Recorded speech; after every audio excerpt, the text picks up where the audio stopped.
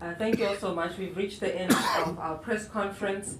I am going to allow for questions, but before I do that, I really want to send a shout out and a thank you to our parliamentary staff. Without these guys, honestly, our capacity will be burnt out. I know for sure. All of us will be burnt out, and so it's really, really greatly appreciated because the work that happens in the background keeps us on point, keeps us factual, keeps us committed to what we need to do, and hold also accountable in terms of our own performance as a caucus. So your work is really greatly appreciated. Thank you all so much. I'm going to open for questions now. Please do state your name, the media house you represent, and to whom you are posing your questions. I'm going to ask that we please don't send all the questions to Mr. Mashaba. You can see that there are 8 of us at this table, and all of us represent ActionSA, and we can all do so diligently. And so I will take the first round. If there's more, I'll take another round. So I'll take you, sir, followed by yourself, ma'am, at the back, and then do you have a question over there? No? Okay. Over here, and I'll take you in that order. Thank you very much. Oh, yes, ma'am. I'll take you. When did you put up your hand? Just before them? She was quick on the draw. Oh, was she quick? Okay, so we'll do 1, 2, 3, 4, and 5, 6. Sir with the hat, you'll be the last one. 6 in this round. Thank you very much. Thank you, Leonardo. Jason Felix from USIM4. Just a question to Mr. Mashaba, and then a question to the parliamentary leader, Mr. Trollop. Mr. Mashaba, critics and analysts and all kinds of people have spoken a lot about the drama that you caused in Tshwane over the last week. Some have said that you were a lapdog of the ANC and the EFF alliance and all kinds of unsavory things which we cannot mention here. But what is your comment to that? Because some time ago you've said that ActionSA needs to identify itself as a party on its own and move away from that stigma of, not maybe stigma, but maybe that picture of that you were DA light. I remember you spoke quite extensively on that as well, so if you could just maybe delve into that. And then just a question to Mr. Trollop. You spoke about the middle ground, or maybe you didn't use that word, but the middle area or that grey area of being between the Progressive Caucus and the GNU, which is a 71% strong force.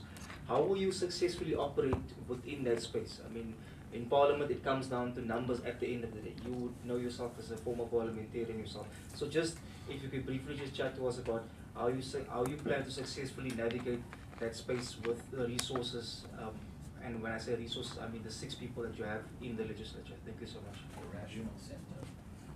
That's not your question. Lula Mamaja, SABC. Mr. Trollip, you spoke about laying criminal charges to the Minister of Justice. Just a clarity on that, because I've been looking and looking. Where exactly did you lay, which police station? And is it you, or please clarify who from the party laid those criminal charges? Secondly, you spoke about the president coming here to answer questions. I have not seen the questions to the president, but is there any question to him about the justice minister, so that you can follow up, because we know that follow-up questions depends on the main question that was asked. You can't ask a new question on that. Well, as I said, I have not seen the questions, but maybe if you can please indicate if there is a question to the president on what he plans to do about the Minister of Justice. And thirdly, speaking about people who say compromised parliamentarians that are serving here, actually it's a follow-up from my colleague. I mean, when you talk about numbers, ActionSA has 6 seats in Parliament, and you need majority to introduce reforms. How are you planning to do any changes around that? Thanks. Thank you. Go ahead, Thank please. you so much. My name is Dennis Dalport from Netwerk 24. I've got a question for the President as well as Mr. Trollop. Mr. Mashaba, with regards to Tshwane, the DA and Siljebrink specifically have stated that what happened in Tshwane will be the end of ActionSA. Now, you would remember being in chamber last week, the humming of the funeral songs and stuff. Just your comments on that. And then they also made the statement that Dr. Moya is a puppet mayor for the EFF and the ANC. Now, I remember in her speech, Dr. Moya said that she would be a mayor for the people of Tshwane, not any political party, not the ActionSA, not the EFF, not the ANC. Just your comment on that. And then the last question with regards to Gauteng. If the opportunity arises to get that mayorship positions in Johannesburg and Ekurhuleni, would you take that up? And how badly do you want that positions to maybe take control of Gauteng ActionSA? Oh, okay. And then to Mr. Trollip, with regards to Minister Similani, ActionSA laid those charges against Minister Similani. Did you provide any evidence to the South African Police Services? And then I've also spoken to the presidency, and they confirmed to me on Friday that the president hasn't taken any decision yet on Similani. And I've just spoken to the Hawks as well, who say they are still investigating, but no update to give to the media. Why do we see this delay, and what is it that ActionSA want? Is it a resignation? Is it that she steps aside, or can you just elaborate on that? And then the NPA also confirmed last week that they will not prosecute the president or anyone in the Phala matter. Can we just have ActionSA's comments on that matter as well? Thank you. Thank you very much, ma'am. Sine from Daily Maverick. Sorry. Good afternoon, Sine from Daily Maverick. Just a quick follow-up on my two colleagues' questions. Given that ActionSA's caucus is only 6 people, practically, what are some of the measurable goals that you want to achieve in the next year, 2 years?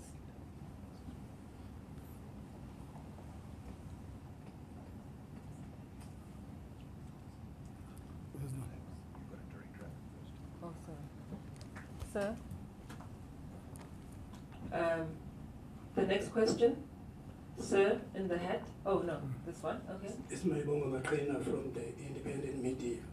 Mr. Trollip, you made mention of the ministerial handbook that it needs to be updated. What are the necessary changes you were talking about you would want to see made in the ministerial handbook? Thank you. Yes.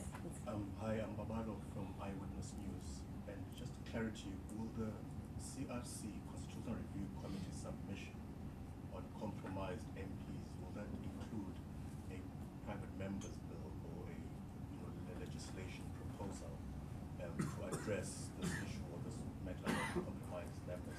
Because we know a few caucuses are littered with compromised MPs in Parliament. And just on the GNU stats and metrics, are these metrics not maybe a little premature, to gauge performance just 3 months into the new administration, 100 days, or is the honeymoon essentially over now? And on Tshwane, just in conclusion, it can be answered by anyone.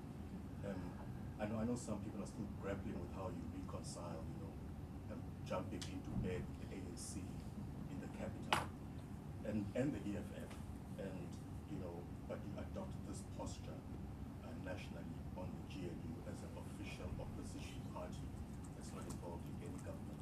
I mean, how do you navigate that when you try to explain to people why you would take these contrasting kind of positions?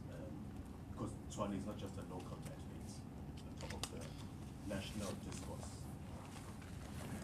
Thanks very much. We knew that would happen when we are here in Parliament, that we would be addressing issues of Tshwane, many other provinces apart from here. We knew that would happen.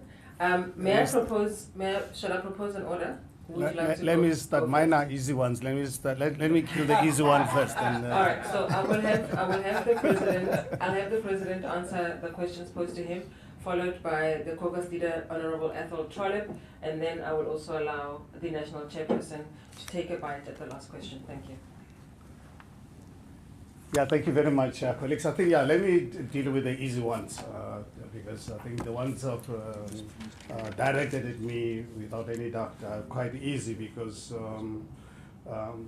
as being called the lapdog of the ANC, we used to being called a DA light. And I remember when I was the executive mayor of the city of Johannesburg, I was called an EFF mayor. So I'm not defined by slogans, obviously, people already put on us. I really operate on the basis of what's actually quite practical in any given situation. I think I entered politics because of the direction my country was taking, really concerned with the deep levels of corruption, creating 54% of our people to live under poverty. And one, living in a constitutional democracy, that's why I decided to use my privileged position to participate directly in this brutal work. So, look, we are not going to be defined by other political parties who we are. We will operate in good faith and operate in the interest of the people of South Africa. And one thing that we've got to appreciate is that South Africa has entered the era of coalitions, whether we like it or not. This is a numbers game. It is a numbers game, and if you want to operate outside the mandate of the voters, unfortunately, you'll be left on the sidelines of history. You obviously respond to what the voters have demanded of you to do. So, at the moment in Tshwane, because of the threat to destroy our party, as the colleague from Network 24 said, Brink saying this is going to be the end of ActionSA. I think it was the end of Celia's break. yeah, that's exactly the end of Brink. He thought when this issue started, and they're the ones who started this. And we needed to defend ourselves. I gave you an example of what I did in 1978 at 1 o'clock in the morning when you try and attack me, and I realized you're going to attack you first. And I make sure that I destroy you. And that's basically what we did as ActionSA to protect ourselves. We thought at the time that we were in a stable coalition with the DA. We had the numbers in Tshwane. And all of a sudden, it comes to our attention that DA wants to end our life, wanted to be another Aham or Cope. We said, no, we are not. We are ActionSA, and we're going to protect ourselves. And that's exactly what we did. Yes, the last few days has been really exciting for us as a party. We are now completely independent. The voters out there are aware now that ActionSA is actually a totally independent political party. It's not aligned to any other party. We'll always act in the interest of the people of South Africa and to protect our own political party. Regarding Johannesburg and Ukubeni, definitely we're not really chasing to really be the taking over mayorship. I think we will really see how we can better participate in ensuring that we can turn around those municipalities. As you are aware, 2 years ago, to demonstrate our commitment to the stability of our country, 2 years ago when Popalazi lost as executive mayor, we and us as ActionSA and Freedom Front Plus managed to get the PA to work with us to protect the DA mayor. What happened? Unfortunately, as ActionSA being prepared, we only had 3 MMCs at the time. And we were the second biggest political party in this coalition. I don't know if you're aware, at the moment ActionSA is the third biggest party in the city of Johannesburg with 44 councillors. So we had the numbers with PA, and unfortunately DA refused to protect Mpopalazi, which is really quite unfortunate. And I find it actually very strange with what the analysts and the Celia Brinks of this world are saying about Celia Brink. But colleagues, please, let's really be, let's not have double standards. When Johannesburg was collapsing, honestly, we never experienced the level of attacks and insults we received when we wanted to defend ourselves in Tshwane. But when we wanted to save a DA mayor in Johannesburg, Dr. Mpopalatsi, who I had the privilege to work with the 3 years I was a mayor, complete silence by analysts, by the media. But Celia Brink, he must be some kind of a special person. I think he was projected to really be the best mayor the world has ever seen. But fortunate enough, the numbers actually speak for themselves. And Dr. Moya will be unveiling the actual status of the city of Tshwane in the coming days. So it's still settling in her office. You will see, as you guys are aware, DA did not take over the city of Tshwane in 2021. They've been governing the city of Tshwane since 2016. And us as ActionSA, we put the DA in Tshwane. We put the DA in Johannesburg. We put the DA in Ekurhuleni. I don't know if you've forgotten that the DA pulled out of negotiations with us 2 days before the election of the executive mayor of Johannesburg and Ekurhuleni and Tshwane. And us as ActionSA, on the day of those councils, we mobilized enough votes to keep ANC out. But unfortunately, DA collapsed all those municipalities. I've always said to South Africans, in fact, I think I put it on social media the other day, that I actually invite the scholars in this country to really look at the common denominator with the collapse of governments since 2016. I really invite anyone, any scholar, to do research. Anyone doing a master's program, very important you will see who's been responsible for the collapse of these municipalities. And in terms of navigating positions, I think for us as ActionSA, when we take decisions, we put people of South Africa first. And some of the decisions we take on a short-term basis, people might really think we are unfair or we are flip-floppers.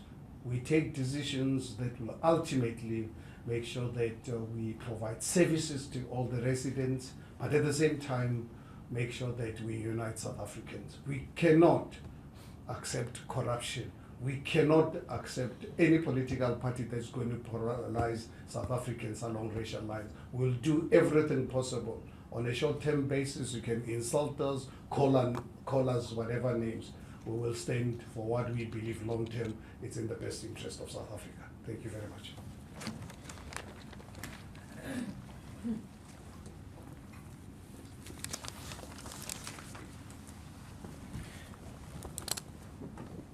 Thank you very much. I'm going to start with Mr. Felix about us occupying the middle ground. That's not a bad word, but what we're saying is actually that we're a pivot or a fulcrum in Parliament, because we now have a very powerful government bloc of 71%.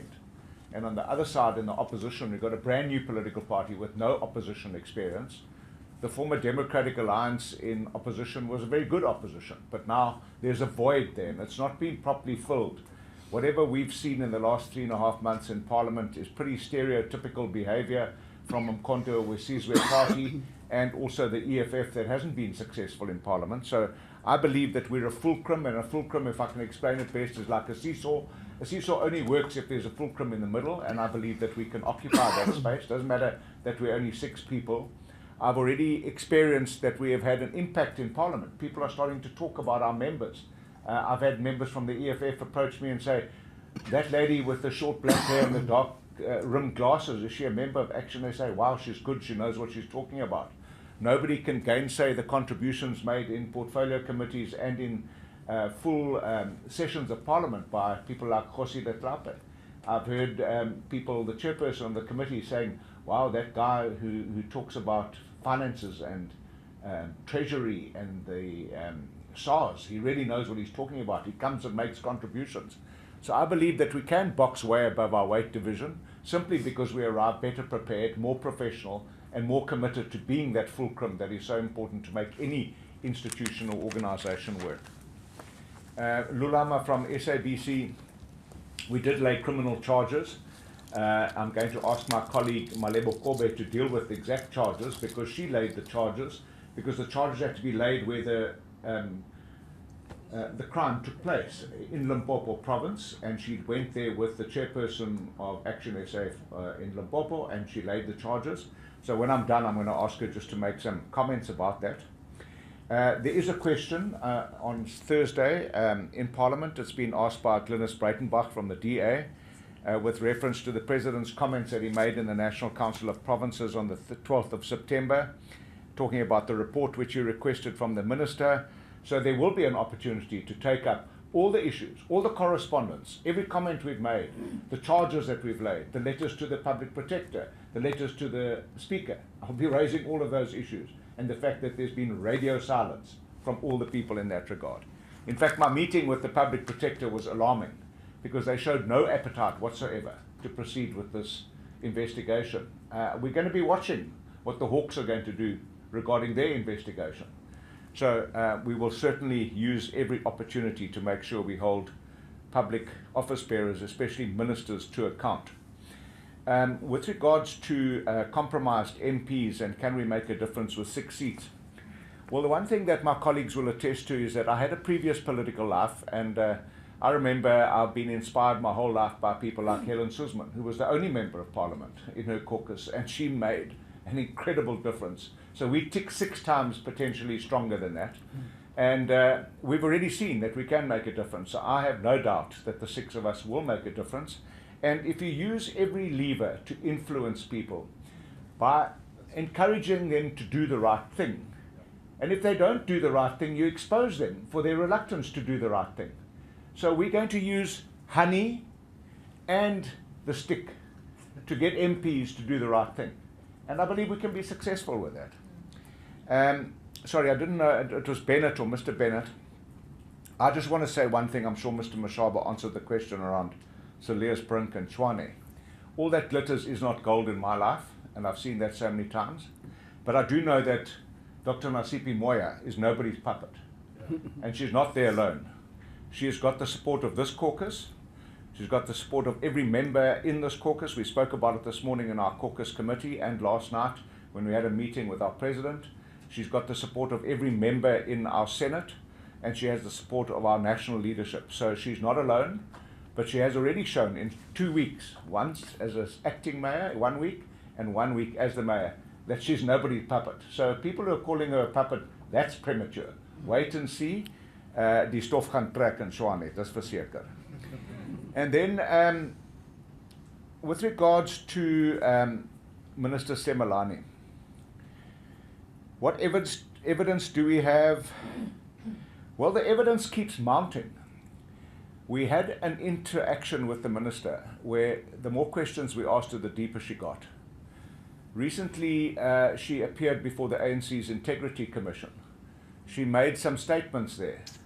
Latterly, we've heard that she was encouraged to withdraw those statements. The statement said that she reported her VBS allegations to the President in 2021 when he appointed her as a Deputy Minister. Well, if President Ramaphosa needs time and space, he's known for requiring a lot of time and space. 2021 to 2024 is enough time and space to deal with a minister that has a cloud of corruption hanging over her head, and we're going to put more and more pressure on him to deal with that. Why the delays from the President? Well, I can't answer that, but he has shown that he has got scant appetite for taking action against members of his executive committee. What do we expect? Well, we expect, at the very least, a resignation, or a suspension, or that she gets fired. Because why should people in the course of public service be expected to go on suspension while investigations are continuing, when the Minister of Justice can continue sitting, for example, in the Judicial Services Commission today and the whole of last week, appointing judges, yet she has a cloud of corruption hanging over her head. So she actually should just step aside if the President hasn't the gumption or the courage to deal with it. She should step aside while the investigation is taking place. As for Pala Pala, it is not going to be swept under the couch. The NPA might believe that there isn't a prima facie case. We believe there is a prima facie case. For example, if you or I were found with $580,000 in our couch, we would have to answer in a court of law, because that is a criminal offense in itself. Where the money came from, that's another matter. Where the money went to, that's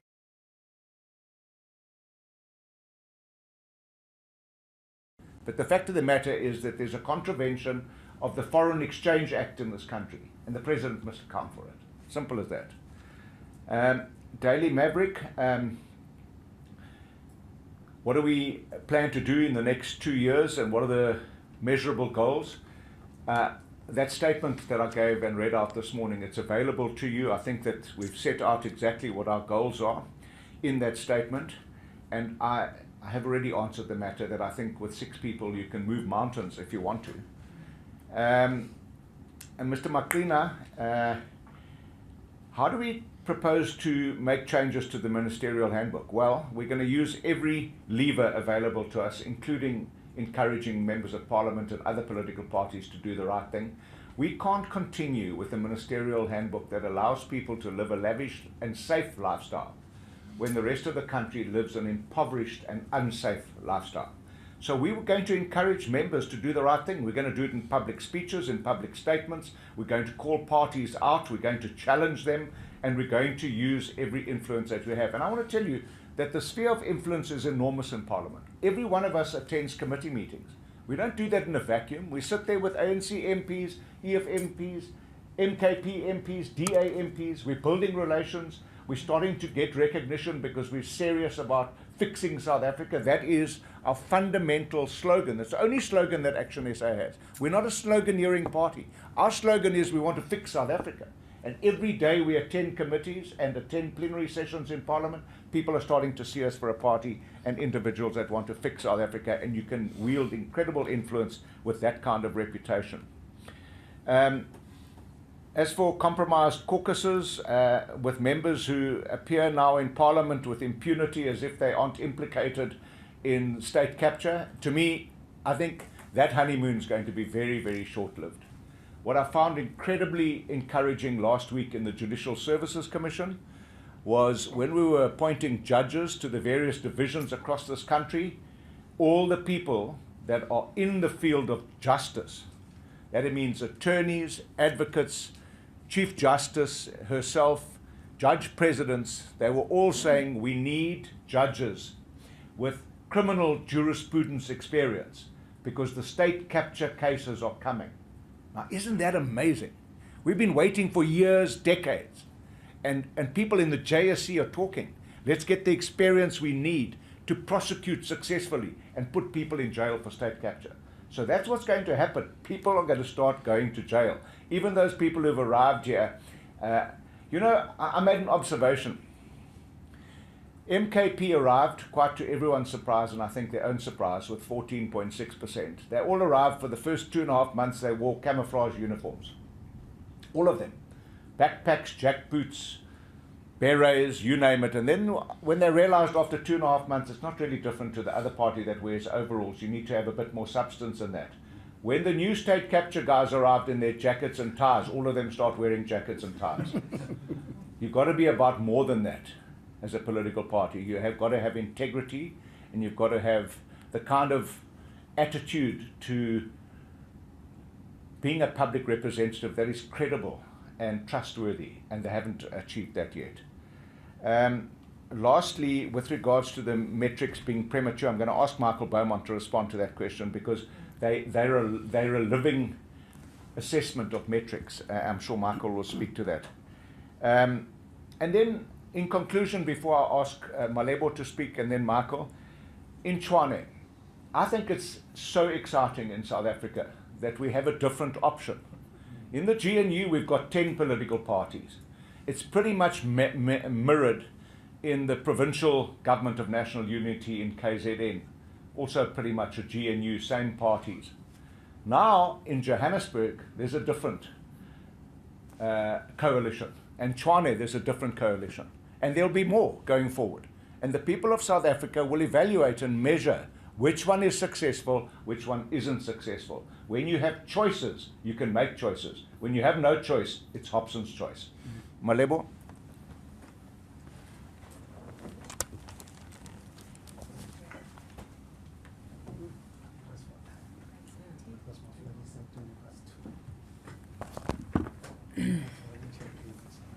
Thanks, Apple. So as our caucus leader has just explained, we went on the 1st of October to go and open a case against the now Justice Minister, Thembisi Melane, who was then at the time the mayor of Polokwane municipality. So we decided to open it in Polokwane because that's where we believe that the matter took place. And we instituted these criminal charges against her because we believe she was in contravention of 2 charges. So that's the PRECA law, the Prevention of and Combating of Corrupt Activities Act of 2004, and also the common law of forgery, because we believe that the contract that was produced between her and Gundo Wealth Solutions, that is post facto, was actually forged in order for her to sort of legitimize this transaction, which we believe initially was illegal. They have given us a case. It's CAS 17/10/2024. So we have not produced supporting documents because we were not in possession of it. However, they have opened the matter and they have opened an inquiry to that end. The matter has been escalated to the Hawks, and the Hawks have gotten back to us to say that they are indeed investigating the matter.